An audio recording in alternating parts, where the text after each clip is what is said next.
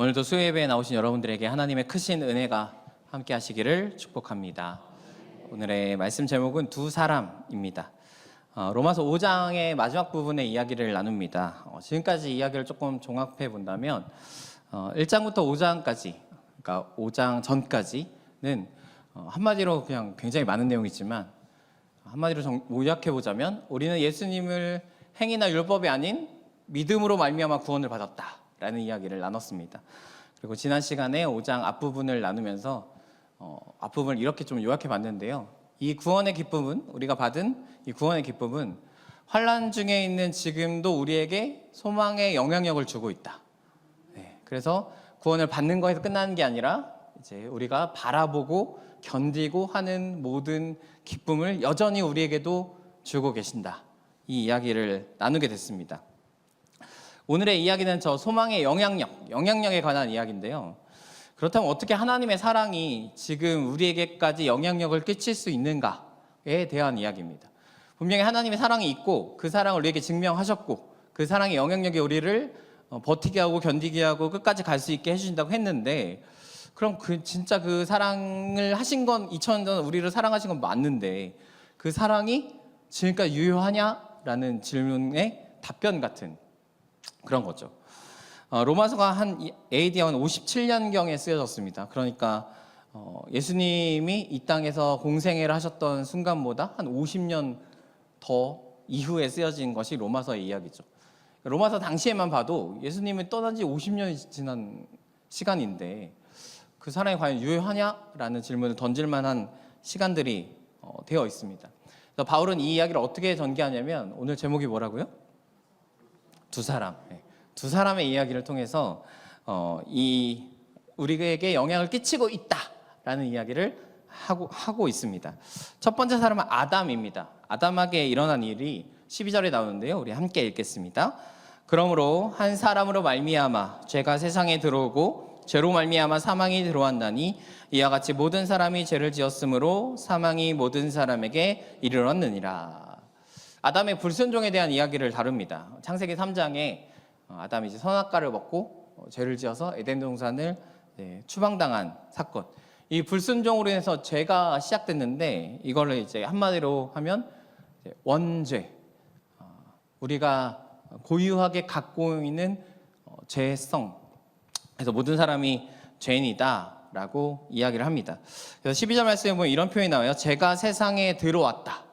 마치 무슨 문을 열고 오늘 우리가 소예배시 들어오듯이 죄가 세상에 들어왔다. 그러니까 죄의 영향력이 이제 세상에 끼치기 시작했다. 혹은 사람에게 죄가 원래 죄라는 존재가 있었는데 사람에게 그 영향력을 끼치기 시작했다라고 이야기합니다.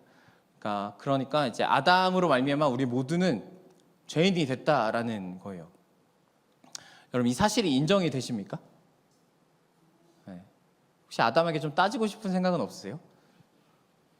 그걸 왜 먹어서 막 이렇게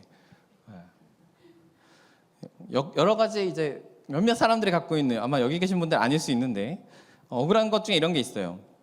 첫 번째 억울함은요, 다른 사람의 한 일로 내가 영향을 받는 것은 불공평하다라는 거예요. 그건 아담이 한 일이지. 그 아담이 한 일이 내가 먹은 것도 아닌데 왜 나는 아무것도 하지 않은 채 이미 죄인으로 하나님께 취급을 받아야 되냐라는 거죠.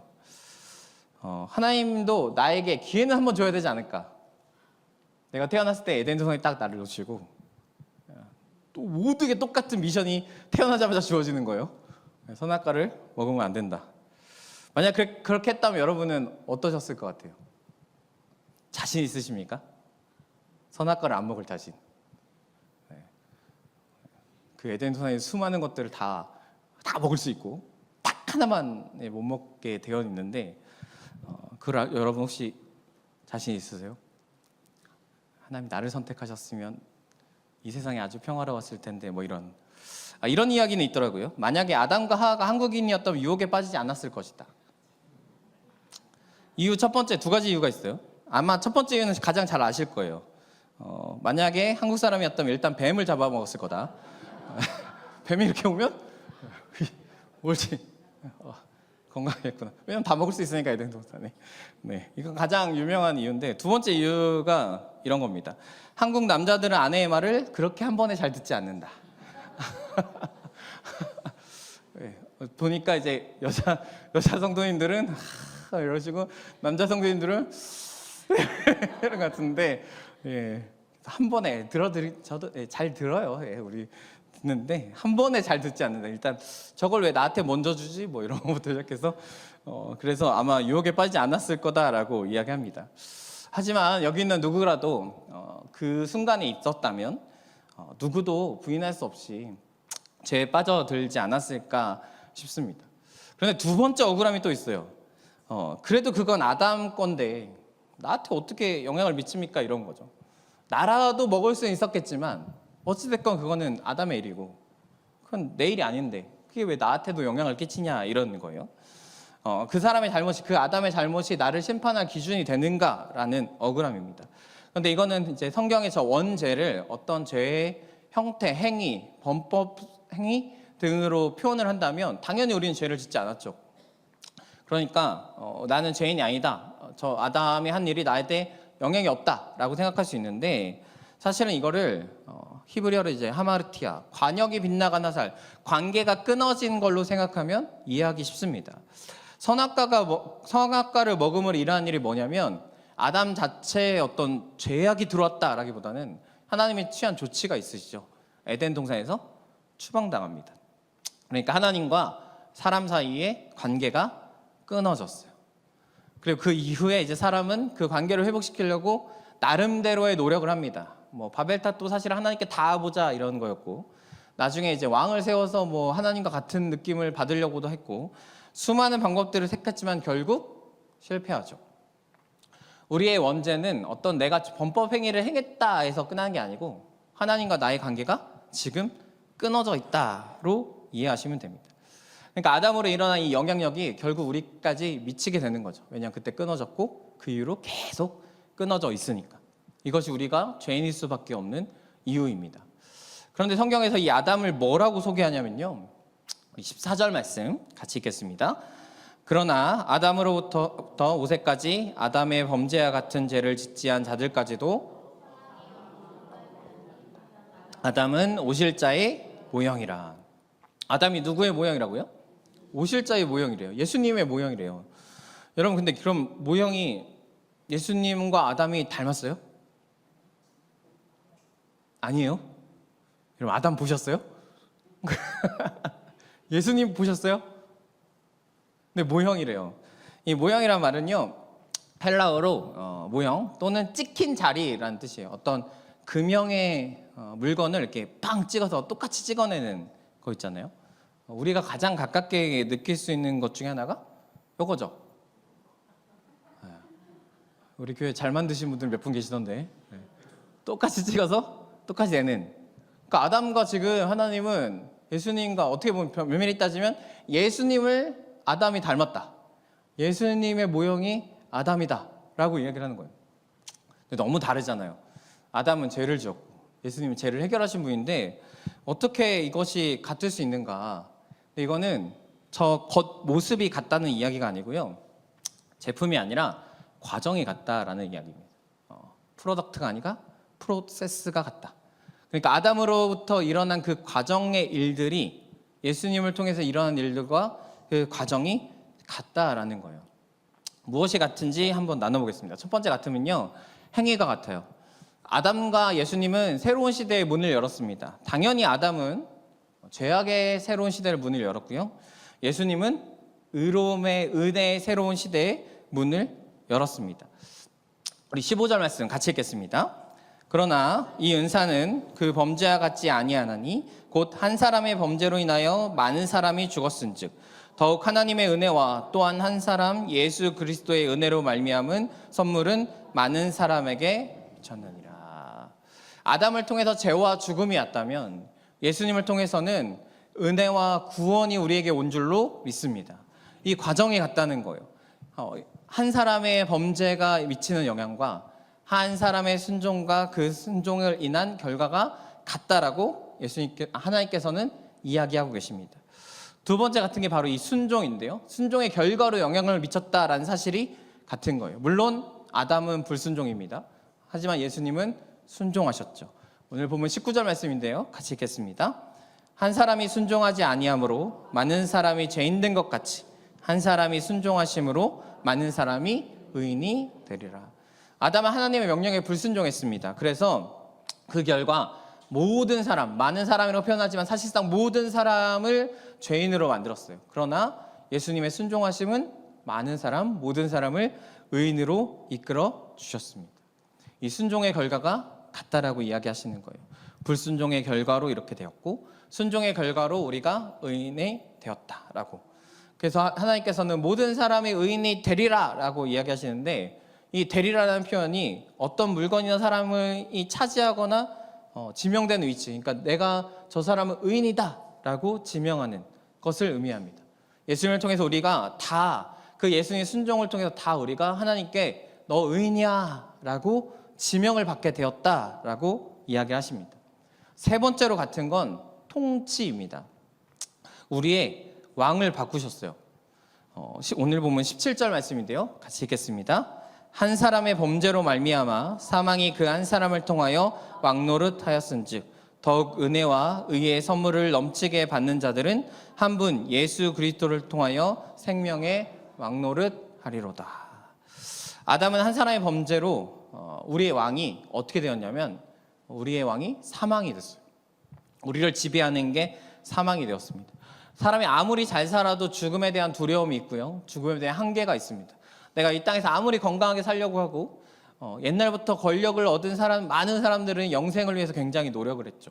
왜냐하면 결코 해결할 수 없는 문제이고 아무리 내가 권력을 쌓고 아무리 내가 돈을 많이 갖고 아무리 많은 것을 쌓아도 결국 그것이 한계임을 누구나 알기 때문입니다. 그랬는데 예수님께서는 오셔서 우리의 왕이 되어주셨대요. 예수님께서 우리의 왕이 되어주심으로 이제 사망이 아니라 우리는 생명의 지배를 받는 자가 되었다라고 말씀하십니다.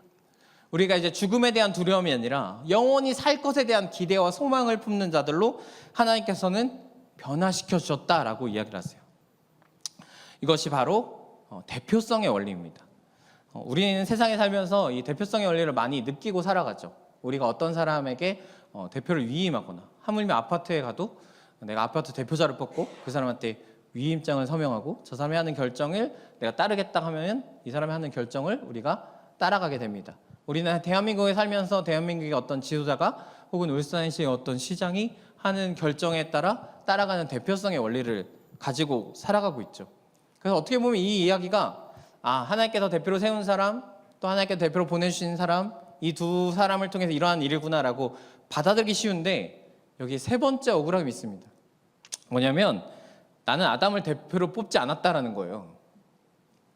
그러면 아담하고 예수님이 있을 때 누구한테 투표하시겠어요? 당연히 예수님께 투표해야겠죠. 선악과를 먹을 그 사람을 나는 대표로 선택하지 않았다. 그런데 만약에 내가 누군가를 대표로 뽑는다면요. 그 에덴 동산에 누군가를 내가 보내야 한다라고 친다면요. 그럼 우리의 선택이 정말 옳을 수 있을까요? 아담은 누가 선택했죠? 하나님이 선택하신, 하나님이 최초를 만드셨고 하나님이 그 에덴 동산에서 함께 교제하기에 세우셨고 하나님의 대표로, 인류의 대표로 세우셨습니다. 그 하나님의 선택보다 내 선택이 여러분 옳을 수 있을까요? 전 불가능하다고 생각합니다. 사실 아담의 불순종에 대해서 오늘 나누니까 아담이 굉장히 나쁜 사람 같지만 사실 아담은 에덴 동산에서 하나님이 주신 일들을 굉장히 충실히 했던 하나님의 청지기였고 거기서 잘 살았어요. 하지만 무너졌던 거죠. 왜냐하면 완벽하지 않으니까. 결국 인류의 대표였던 아담이 죄를 짓고 그 모든 인류가 죄 속으로 들어가게 되었는데 인류는 또 다른 대표가 필요했습니다. 스스로 힘을 할 수도 없었고 아무리 왕을 세워도 하나님께 다가갈 수도 없었고 제사장도요 그것들을 할 수 없었으니까요. 그런데 이 문제를 대신할 대표자를 하나님이 다시 세우십니다. 그것이 바로 예수님이시죠. 이 끊어진 관계를 회복할 수 있는 사람이 아무도 없었는데 우리를 아무리 대표할 사람을 내가 우리의 가운데 이 사람들 가운데 아무리 찾아도 찾을 수가 없었는데 하나님께서 내가 해줄게 라고 다가와 주신 거예요. 너희들은 감당할 수 없어. 너희들로는 이게 해결이 안 돼 라고 하면서 다가와 주셨고 그렇게 인류에게 희망이 없어 보였는데 그 어둠 가운데 빛으로 우리 가운데 예수님께서 오셨습니다. 그리고 그분이 이 모든 문제를 해결해 주셨죠. 가장 완벽한 인간이자 가장 완전한 하나님이신 예수님께서 이 땅에 오셔서 우리가 그 예수님을 대표로 선택하지 않았지만 이젠 반대로 그 예수님이 우리를 선택하신 거예요. 우리 모든 사람을 선택하신 겁니다. 내가 너희의 대표자가 되어줄게. 이걸 믿는다면 너희가 내 안으로 들어와서 내가 선택한 이 영향을 다 받을 수 있게 될 거야. 다른 말로 하면 너희가 이것을 믿고 나에게 나아온다면 다시 하나님과의 관계가 회복될 수 있다라고 예수님께서 말씀하고 계십니다. 이것이 우리의 믿음이고 이것이 우리의 구원이 되어야 할 줄로 믿습니다. 우리 고린도후서 5장 18절 말씀 같이 읽겠습니다.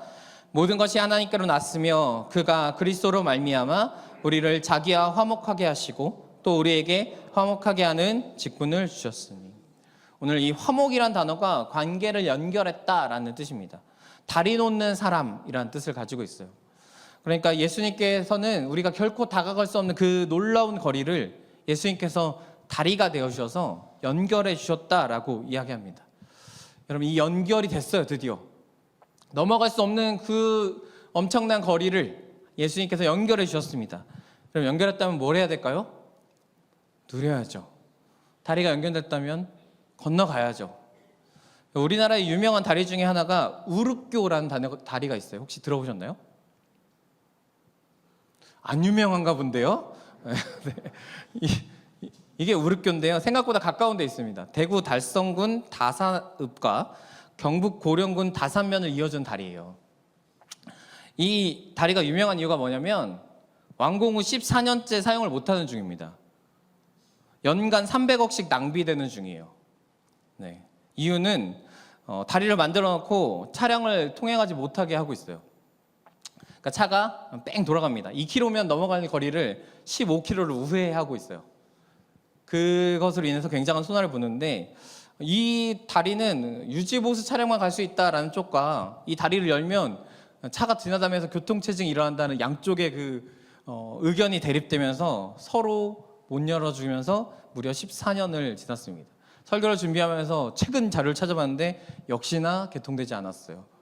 그래서 저곳에 이제 출마하는 많은 분들의 공약은 다 저겁니다. 내가 이 문제를 해결하겠다. 안타깝죠. 만드는데도 돈을 많이 쓰렸는데 1년에 300억씩 낭비가 되고 있대요. 유지하고 그것 때문에 돌아가는 차량들을 개수해 볼 때 양쪽이 충분히 발전할 수 있음에도 불구하고. 근데 저는 이 모습이 어쩌면 우리의 모습은 아닐까. 예수님께서 다리를 연결해 주셨는데 건너가라고 다 해주셨는데 나는 이용할 자격이 없는 사람인 것 같아요 라는 마음, 나의 삶의 문제나 나의 바쁨이나 내가 추구하는 어떤 삶의 가치관들에 의해서 난 이 다리는 넘어가고 싶지 않아요 라고 하든지, 혹은 누군가의 방해로 인해서 혹은 넘어가고 있지 못하고 있지는 않으신지요. 여러분, 마음껏 이 예수 그리스도라는 다리를 사용하시고 하나님께 나아가시는 여러분들이 되시기를 축복합니다. 예수님께서 넘어가라고 하셨어요. 넘어갈 수 있게 하셨습니다. 문제는 우리에게 예수님의 다리가 연결되고 그렇다면 죄의 다리가 끊어졌냐? 그렇지 않아요. 죄의 다리는 여전히 있고요. 예수님의 다리도 연결되었습니다. 그렇다면 우리는 이제 죄의 영향력을 받으면서 예수님의 영향력도 받는 사람이 되었습니다. 그러니까 우리 안에 이제 전쟁이 시작된 거예요. 어떤 면에서는요, 예수님의 영향력이 없으면 싸우지 않아요. 내 마음이 평안합니다. 왜냐하면 싸울 일이 없어요. 죄가 나를 지배할 때 그것이 죄라고 생각하지 않고 그 길로 계속 가기 때문이죠. 그런데 예수님께서 오셔서 이제 그간에 싸움이 시작됩니다. 내가 죄악된 삶을 버려야 된다는 마음과 아니야, 너 아직 나랑 더 같이 놀아야 돼 라고 붙잡는 죄의 영향력이 우리에게 있다라는 거죠. 그렇다면 죄의 영향력이 언제 끊어지냐? 우리가 죽어서 하나님 나라에 가거나 주님이 다시 이 땅에 오셔서 이곳에 하나님의 나라가 이루어지거나, 우리는 그때까지 이 선한 싸움을 계속 싸워가야 할 줄로 믿습니다. 저곳을 건너가지 못하게, 이 의의 다리를 건너가지 못하게 하는 죄의 영향력과 저것을 끊고 나에게 나아오라는 예수님의 그 명령과 그것을 붙잡고 우리가 함께 싸워야 할 줄로 믿습니다.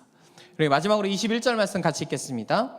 이는 죄가 사망 안에서 왕노릇한 것 같이 은혜도 또한 의로 말미암아 왕노릇하여 우리 주 예수 그리스도로 말미암아 영생에 이르게 하려 함이라. 예수님이 우리에게 찾아오셔서 관계를 열어주셨고요, 우리의 왕이 되어주셨다라고 말씀하고 계십니다. 문제는 예수님이 왕으로 오셨지만 우리의 삶에 사망의 왕노릇하는 게 여전히 남아 있고요. 그래서 예수님을 왕으로서 섬기고 내가 그 예수님을 왕으로 붙잡는 일은 우리의 몫이 되었다는 것입니다. 여러분, 예수님이 우리의 왕이십니까? 여러분의 왕이 정말로 예수님이십니까? 우리는 살면서 이 부분을 늘 놓치기도 하고요. 늘 빼앗기기도 하고요. 때문에 우리가 왕의 자녀로 살아가기보다는 죄의 자녀로 혹은 죄의 영향력을 받으면서 무너지곤 하는데, 여러분 오늘 이 말씀을 통해서 우리가 다시 한번 이 왕의 자녀의 그 권능과 권력과 힘과 능력을 회복하는 이 밤이 되기를 축복합니다. 다시 한번 우리가 하나님을 왕으로 선포하고 예수님만이 나의 왕이십니다를 선포하면서 이 시간 함께 나아가기를 축복합니다. 그래서 우리 안에 죄가 왕노릇하는 게 아니라 예수께서 왕노릇하시고 생명이 우리를 주관하여 주셔서 우리가 죽음의 두려움이 아니라 영원한 생명의 소망을 갖고 살아가는 여러분들 되시기를 축복합니다.